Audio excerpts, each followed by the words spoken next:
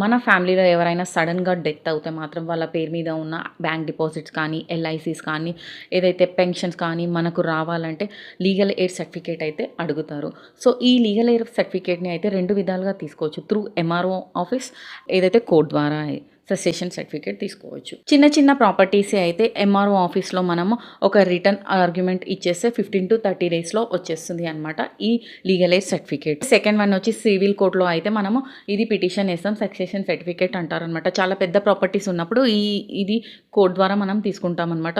దీనికి గాను మనకు 3-4 మంత్స్ అయితే పడుతుంది. నో అబ్జెక్షన్ లేకపోతే, ఏదైనా అబ్జెక్షన్ ఉంటే మాత్రం 6 మంత్స్ అయితే పడుతుంది. ఇది అప్లై చేయాలంటే డాక్యుమెంట్స్ ఏదైతే చనిపోయిన వ్యక్తి యొక్క డెత్ సర్టిఫికేట్, ఫ్యామిలీ మెంబర్స్ అందరివి ఆధార్ కార్డ్స్ తీసుకోవాలి అండ్ అడ్రస్ ప్రూఫ్, మళ్ళీ ఫ్యామిలీ యొక్క రిలేషన్షిప్స్ ఏంటి అనేది అక్కడ మెన్షన్ చేయాలి అని. So without legal aid certificate మీకు ఆస్తులపైన ఏ హక్కు ఉండదు. మరిన్ని విషయాల కోసం నా పేజ్ అయితే లైక్ చేయండి, ఫాలో చేయండి. Thank you.